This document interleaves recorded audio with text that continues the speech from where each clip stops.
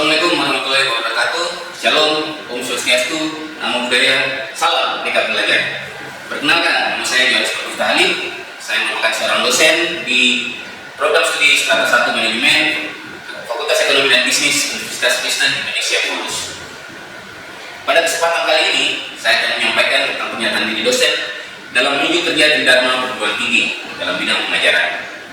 Beberapa mata kuliah yang pernah saya ambil antara lain pengantar ekonomi, teori ekonomi, perekonomian Indonesia, digital commerce, manajemen pemasaran internasional, manajemen pemasaran global, introduction to management and business, dan lain-lain. Pada saat ini, saya akan memaparkan bagaimana proses pembelajaran pada mata kuliah pengantar ekonomi yang saya ambil pada semester ini, yaitu semester ganjil 2023. Mata kuliah ini merupakan mata kuliah wajib Fakultas Ekonomi yang mana wajib ditempuh oleh seluruh mahasiswa Fakultas Ekonomi pada semester 1 dengan beberapa SKS, di mana 3 SKS diantaranya merupakan teori dan 1 SKS merupakan asistensi atau praktek. Fokus dari mata kuliah ini adalah agar mahasiswa dapat mengerti tentang permasalahan ekonomi, baik ekonomi mikro dan ekonomi makro, sehingga mahasiswa diharapkan mampu untuk berpikir kritis, objektif, dan sistematik terkait dengan permasalahan ekonomi. Selain itu, diharapkan mahasiswa juga memiliki kemampuan untuk mengenali dan menganalisa permasalahan ekonomi serta mengaplikasikannya dalam kehidupan. Juga mahasiswa diharapkan untuk mampu mengkaji implikasi pengembangan atau implikasi ilmu pengetahuan dan teknologi yang memperhatikan nilai-nilai humaniora sesuai dengan keahliannya berdasarkan kaidah, tata cara, dan etika ilmiah.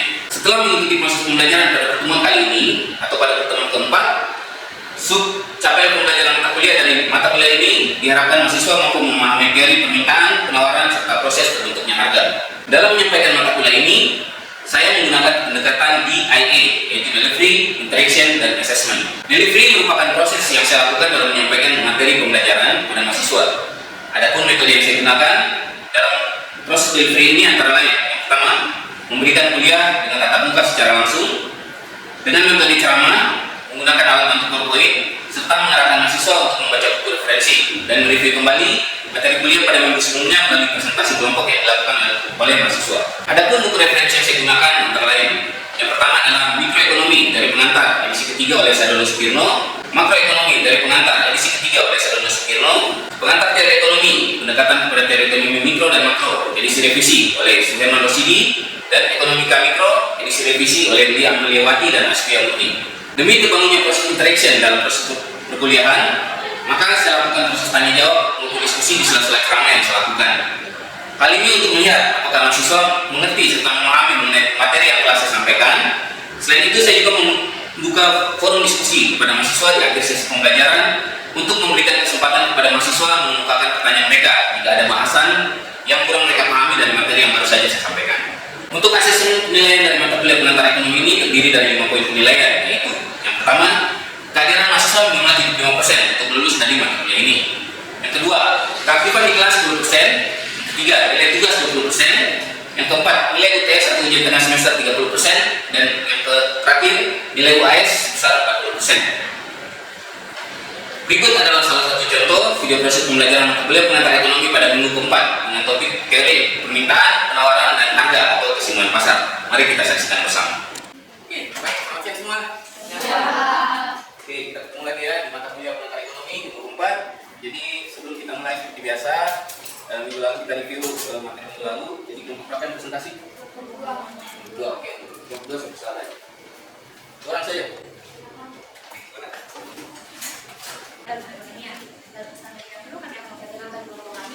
Dari kelompok 2 yang dilakukan yang saya sendiri berdasarkan perkembangan peradaban ekonomi dapat dikelompokkan sebagai berikut. Yang pertama yaitu ekonomi subsisten, yang artinya suatu masyarakat yang primitif dengan kegiatan ekonomi yang sangat terbatas. Yang kedua, ekonomi barter, yang artinya melakukan penukaran barang dan tidak menggunakan mata uang. Yang ketiga yaitu ekonomi uang. Ekonomi uang artinya sebagai alat tukar dalam kehidupan masyarakat atau berbeda perputaran. Ada pula 4 hal yang mendorong kemajuan ekonomi. Yang pertama yaitu uang, di mana uang ini adalah alat tukar atau standar pengukur nilai atau kesatuan perhitungan yang sah yang dikeluarkan oleh pemerintah untuk negara berupa kertas. Yang kedua, spesialisasi. Spesialisasi ini adalah suatu bentuk pembagian tenaga kerja di mana individu atau perusahaan memutuskan usaha-usaha produktif mereka pada suatu kegiatan atau sejumlah kegiatan yang terbatas. Yang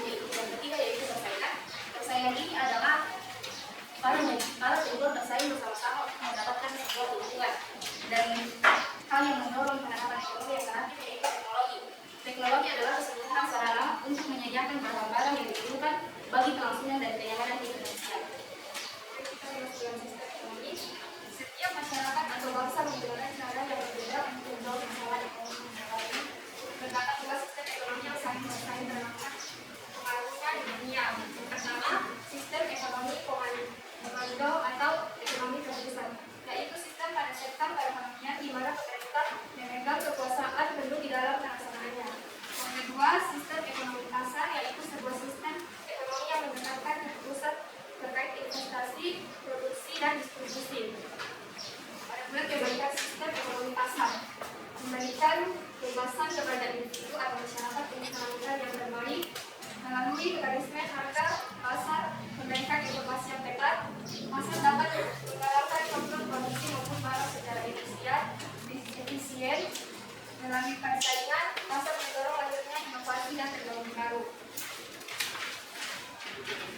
Ada pula kelemahan sistem ekonomi pasar. Yang pertama, kebebasan yang tidak berpantas akan menindas dorongan yang lemah. Dua, kegiatan ekonomi berfluktuasi. Tiga, timbulnya monopoli. Empat, tidak mampu menyediakan barang atau jasa publik. Lima, menimbulkan eksternalitas negatif.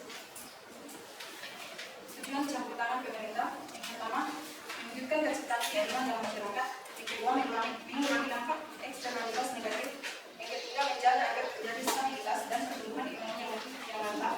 Yang keempat, mengawasi kegiatan-kegiatan pelaksanaan baik langsung maupun tidak langsung. Yang kelima, menyediakan barang-barang dan jasa publik. Bentuk-bentuk campur tangan pemerintah. Pertama, membuat peraturan. Kedua, merumuskan dan menjalankan kebijakan fiskal dan moneter. Ketiga, melakukan kegiatan ekonomi secara langsung. Pelaku kegiatan ekonomi. Yang pertama, rumah tangga individu. Yang kedua, rumah tangga bisnis. Yang ketiga, rumah tangga pemerintah. Yang keempat, rumah tangga luar negeri. Kegiatan utama masing-masing rumah tangga. Pertama, RT individu atau mengkonsumsi dalam kurung C, menyimpan kekayaan dalam kurung S. RT bisnis, B, investasi dalam kurung I. RT pemerintah, memungut pajak atau P, pengeluaran pemerintah atau G, government expenditure. Yang keempat, RT luar negeri, ekspor F atau net ekspor X-Max negara. Yang terakhir, simulasi pendapatan dan ekonomi dalam ekspor. Untuk memahami aliran simulasi pendapatan dalam perekonomian, maka data utama disederhanakan menjadi ekonomi dua sektor, yakni sektor rumah tangga dan sektor rumah tangga perusahaan atau bisnis. Aliran ini menunjukkan pertama, aliran faktor produksi, yang kedua, aliran uang harga faktor produksi sebagai pendapatan rumah tangga, yang ketiga, aliran barang dan jasa, yang keempat, aliran uang harga barang dan jasa sebagai pendapatan rumah tangga perusahaan. Pasar produk dan pasar faktor. Pasar produk atau pasar barang adalah tempat di mana para pembeli dan penjual dari suatu barang atau jasa melakukan interaksi untuk menentukan jumlah dan harga barang atau jasa yang dijual belikan. Yang terakhir, pasar faktor. Pasar faktor adalah tempat di mana para pengusaha atau pemilik faktor-faktor produksi mengadakan interaksi dengan pemilik faktor-faktor produksi untuk menentukan harga atau pendapatan dan jumlah faktor produksi yang akan digunakan dalam pemesanan barang dan jasa yang diminta oleh masyarakat.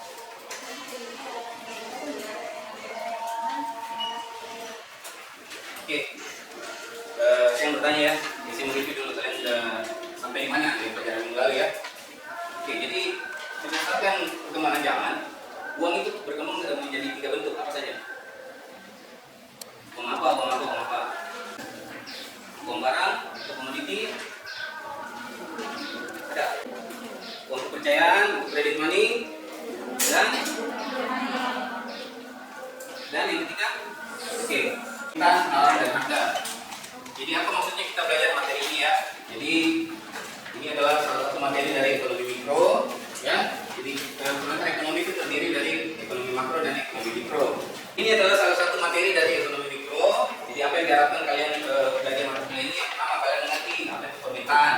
Nah itu kalian mengerti apa jenis-jenis barang yang mungkin diminta oleh konsumen, ya.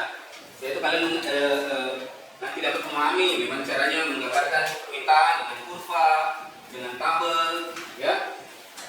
Nanti kita akan belajar semuanya dari. Oke, kita masuk ke materi. Adalah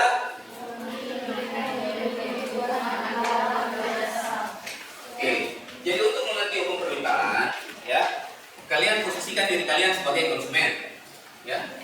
Jadi untuk mengerti hukum permintaan sebentar, kalian posisikan diri kalian sebagai sebagai konsumen. Siapa yang tahu punya hukum permintaan?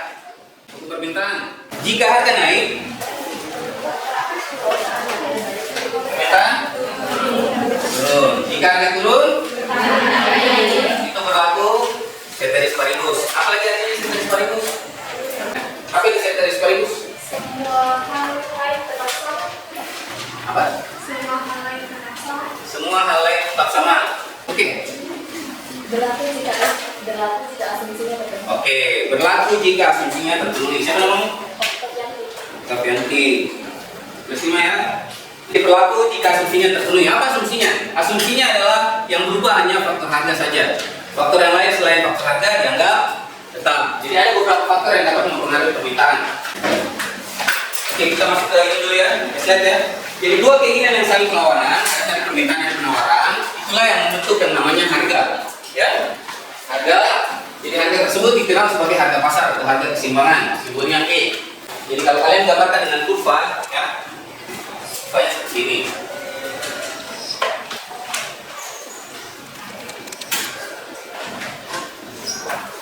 P itu dari kata price, harga. Kalian lihat ya, kalau di kurva itu harga selalu yang ke atas. Kalau kiri dari kata kuantitas, quantity.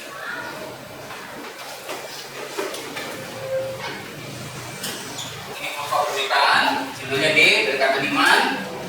Ini kurva penawaran, simbolnya S dari kata supply. Pertemuan antara D dan S itulah yang disebut dengan harga keseimbangan, simbolnya E dari kata equilibrium. Dengan menggunakan analisis grafik, permintaan dilukiskan dengan kurva permintaan, ya, D ya, simbolnya D. Sedangkan penawaran dilukiskan dengan kurva penawaran, simbolnya S, ya, supply. Di mana dua harga tersebut berpotongan, disitulah terjadi harga pasar atau harga keseimbangan, simbolnya E atau equilibrium. Jadi kurva permintaan adalah penjabaran skedul permintaan secara geometris yang merupakan sebuah garis yang menunjukkan hubungan antara jumlah permintaan pada berbagai tingkat harga. Ya. Jadi ciri-ciri kurva permintaan. Yang pertama ditarik dari kiri atas ke kanan bawah. Lihat ya, dari kiri atas ditarik ke kanan bawah. Memiliki lereng negatif. Apa artinya? Artinya hubungan antara jumlah harga dan jumlah permintaan itu hubungannya bertolak belakang ya. Jadi pada saat harga tinggi, jumlah barang diminta sedikit. Sebaliknya pada saat harganya rendah, jumlah barang diminta semakin tinggi, 300 ya. Itu maksudnya lereng negatif. Dan yang ketiga, kurva permintaan tidak pernah memotong sumber data ya. Jadi kalau kalian bikin kurva permintaan ya, jangan sampai dia memotong sumber data. Ini ya, jangan sampai dia potong. Ini salah. Kenapa salah? Karena dalam ekonomi itu tidak ada namanya barang gratis ya. Kalau dipotong sumber data artinya itu ya, harganya nol, barang gratis. Di pasar ya ada namanya permintaan individual dan permintaan pasar. Apa itu permintaan individual? Ya, jadi ini permintaan Ali, ini 10 ya, 15, 30, permintaan Ali 50 itu adalah permintaan individual. Atau permintaan minta 10, 15, 20, 30 itu adalah permintaan individual. Permintaan pasar adalah penjumlahan permintaan individual yang ada di pasar tersebut ya. Jadi permintaan Ali ditambah permintaan Linda, permintaan pasarnya ada 20. Pada saat harga 4.000 permintaan pasarnya 30. Pada saat harga 3.000 permintaan pasarnya 50 dan seterusnya. Jadi faktor yang mempengaruhi permintaan itu ada 6. Faktor yang mempengaruhi permintaan itu ada 6 ya. Yang pertama adalah harga barang itu sendiri. Itulah yang disebut dengan faktor harga. Jadi hukum permintaan berlaku ceteris paribus, artinya asumsinya terpenuhi apabila hanya faktor harga yang berubah. Faktor lain apa? Faktor lain adalah faktor 2 sampai 6. Faktor lain ini biasa tetap. Jadi hukum permintaan berlaku jika hanya faktor harga yang dapat berubah. Faktor 2 sampai 6 dianggap tetap. Oke, kita bahas satu-satu ya. Faktor harga. Nah, itulah yang menyebutkan tadi dibilang permintaan itu bersifat ceteris paribus ya. Artinya yang mempengaruhi permintaan seseorang Yang berubah itu cuma faktor harganya saja. Sedangkan yang faktor kedua sampai ke 6 itu dianggap tetap. Nah, lihat di situ. Maka disusunlah hukum permintaan bunyinya. Jika harga barang naik, maka jumlah permintaan terhadap barang tersebut turun atau berkurang. Sebaliknya, pada saat harga turun atau jika harga turun, maka jumlah permintaan terhadap barang tersebut naik. Berlaku seperti sekaligus, ya. Nomor 2, ada barang lain yang berhubungan. Berdasarkan hubungan antara dua jenis barang, ya, ada 3 jenis barang yang dapat dikonsumsi oleh konsumen. Yang pertama adalah barang substitusi. Bagaimana suatu barang dikatakan barang substitusi? Oke. Barang bisa dikatakan barang substitusi apabila harga barang A naik menyebabkan permintaan terhadap barang B. Suatu barang dapat dikatakan sebagai barang substitusi apabila harga barang A naik mengakibatkan jumlah permintaan terhadap barang B juga naik. Jadi barang substitusi adalah apabila harga barang A naik menyebabkan permintaan terhadap barang B jumlahnya juga naik. Maka barang tersebut dikatakan sebagai barang substitusi.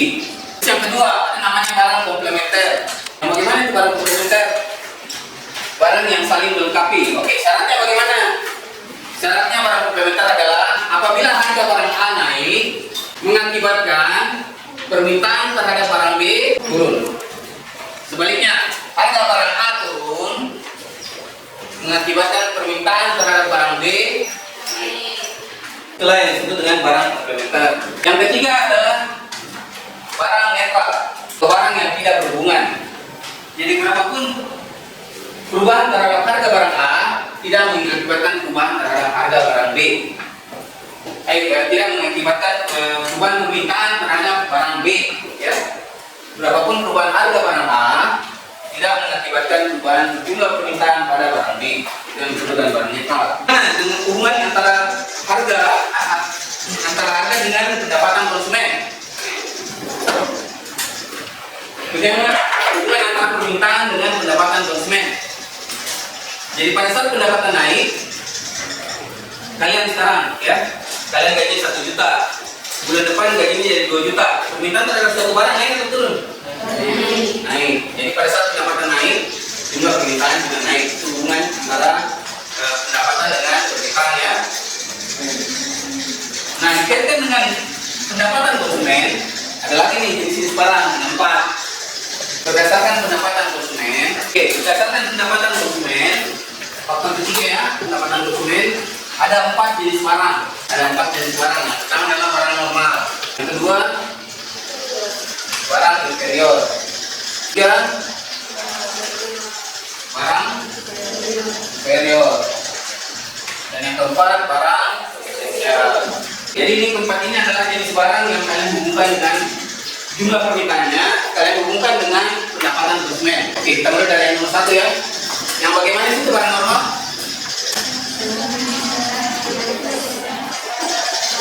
Ya, jadi barang normal adalah barang yang jumlah permintaannya naik pada saat pendapatan konsumen naik. Ya, contohnya apa di situ? Contohnya di situ pakaian, ya. Pada saat gajinya naik, ya, konsumsi pakaian deh, itu namanya barang normal. Kemeja, ya. Terus yang kedua, barang inferior. Barang inferior adalah barang yang jumlah permintaannya naik justru pada saat pendapatan konsumen turun. Itu yang namanya barang inferior. Jadi semua jenis barang yang permintaannya turun ketika pendapatan konsumen naik. Sebaliknya, ketika pendapatan konsumen turun, jumlah permintaannya naik. Ya. Di sini, contohnya di sini dikasih nasi jagung, ya. Cuma saya kasih contoh yang lebih kalian sering temui, ya. Ada anak kos di sini? Ada anak kos? Ya. Kalau awal bulan makan apa? Makan yang enak kok? Makan nasi padang, makan apa? Nanti tengah bulan makan apa? Ya, itulah barang inferior. Ya. Jadi pada saat pendapatanmu tinggi lah, si saya mau makan Indomie banyak kok duit, ya. Nanti pada saat pendapatannya kalian rendah sudah teristri seminggu tengah bulan. Ya, aku udah makan Indomie saja, yang penting bisa hidup. Itu namanya barang inferior. Jadi permintaannya bertambah pada saat pendapatan turun, permintaannya menurun pada saat pendapatan naik. Itu namanya barang inferior. nasi jagung di sini ya. Kalau misalnya orang ada duit kan, ya ngapain makan nasi jagung? Mendingan saya beli beras. Cuman kalau misalnya di pedesaan ya, kalian nggak cukup yang penting bisa hidup, ya makan nasi jagung saja.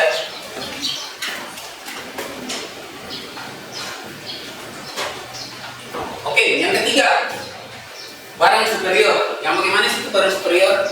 Barang yang diminta hanya oleh konsumen yang berpendapatan tinggi. Ya, contohnya di sini apa? Pendapatan tinggi, baru minta, baru beli. Jadi barang yang hanya dibeli atau barang yang hanya diminta oleh konsumen yang berpendapatan tinggi. Oke, yang keempat adalah barang esensial. Barang yang jumlah permintaannya tidak dipengaruhi oleh tinggi rendahnya pendapatan konsumen. Jadi barang esensial ini adalah barang-barang yang pada saat kau butuh, tidak peduli ada uang atau tidak, itu barang harus ada. Barang yang tidak dipengaruhi oleh tinggi rendahnya pendapatan konsumen. Jadi ini saya bisa. Jadi barang yang permintaannya tidak dipengaruhi oleh tinggi rendahnya pendapatan konsumen. Pada saat kalian butuh, barang tersebut harus ada. Ya. Contohnya di situ adalah obat-obatan. Ya, kalau sakit, tidak peduli ada uang atau tidak, kau tetap butuh obat. Ya. Jadi memang caranya kalau ada uang, ya macam beli orang. 100 dulu bang.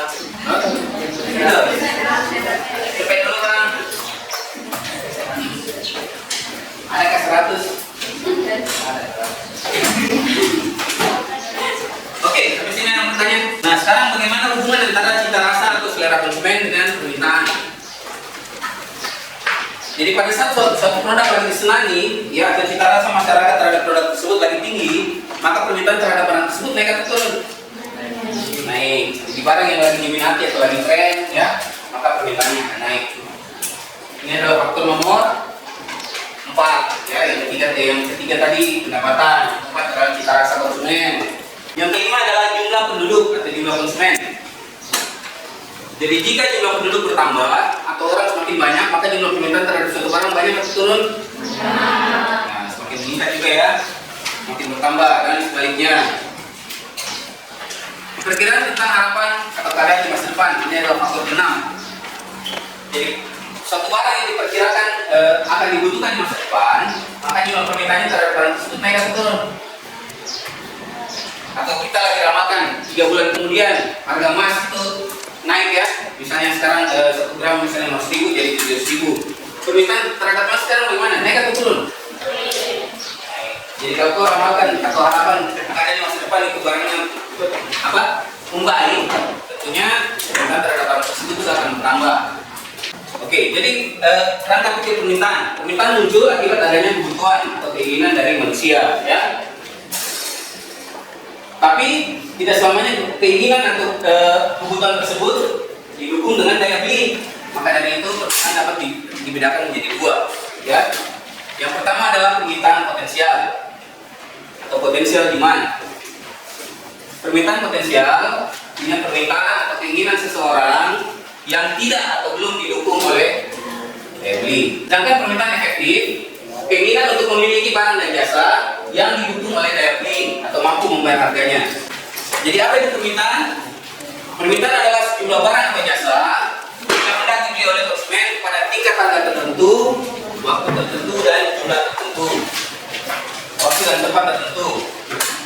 Jadi permintaan adalah sejumlah barang atau jasa yang hendak dibeli oleh konsumen pada tingkat harga tertentu, waktu tertentu dan tempat tertentu. Nah, untuk menjelaskan permintaan, ada yang namanya schedule permintaan, ya. Jadi schedule permintaan apa pengertiannya? Suatu tabel atau daftar yang menunjukkan hubungan antara jumlah barang diminta dengan harga. Nah, jadi seperti ini. Jadi kalau kalian disuruh bikin schedule permintaan, seperti ini. Nah, sekarang berdasarkan schedule ini, siapa yang bisa gambar kurvanya? Datar adalah harga, datar adalah jumlah barang. Siapa yang bisa gambar kurvanya?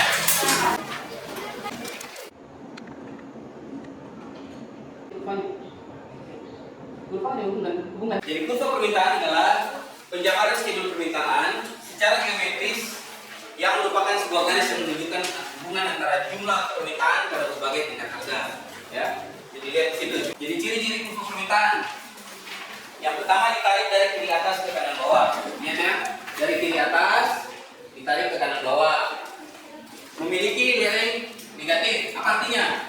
Artinya hubungan antara jumlah harga dan jumlah permintaan itu hubungannya bertolak belakang ya. Jadi pada saat harga tinggi, jumlah barang diminta. Pada saat harga tinggi, jumlah barang diminta dikit. Sebaliknya pada saat harganya rendah, jumlah orang diminta semakin tinggi. 300 ya. Di pasar ya ada namanya permintaan individual dan permintaan pasar. Apa itu permintaan individual? Ya, jadi ini permintaan Ali, ini 10 ya. 15, 30, permintaan Ali 50 itu adalah permintaan individual. Atau permintaan Lindas dulu 15, 20, 30 itu adalah permintaan individual. Permintaan pasar adalah penjumlahan permintaan individual yang ada di pasar tersebut ya. Jadi permintaan Ali ditambah permintaan Linda, permintaan pasarnya artinya 20. Pada saat harga 4.000 permintaan pasarnya 30. Pada saat harga 3.000 permintaan pasarnya 50 dan seterusnya. Oke, berdasarkan pendapatan konsumen, faktor ketiga ya, pendapatan konsumen ada 4 jenis barang. Ada 4 jenis barang. Yang pertama adalah barang. Nah, sekarang bagaimana hubungan antara cita rasa atau selera konsumen dengan permintaan? Jadi pada saat suatu produk lagi disenangi, ya atau cita rasa masyarakat terhadap produk tersebut lagi tinggi, maka permintaan terhadap barang tersebut naik atau turun? Naik. Jadi barang yang lagi diminati atau lagi tren, ya, maka permintaannya akan naik. Depan hadir ya. Jadi minggu depan kita bicara penawaran, baru kita bicara tentang harga, setelah itu dengan sensor. Jadi kalian bisa lihat, tes kalian nanti bagaimana soal-soalnya. Oke, nanti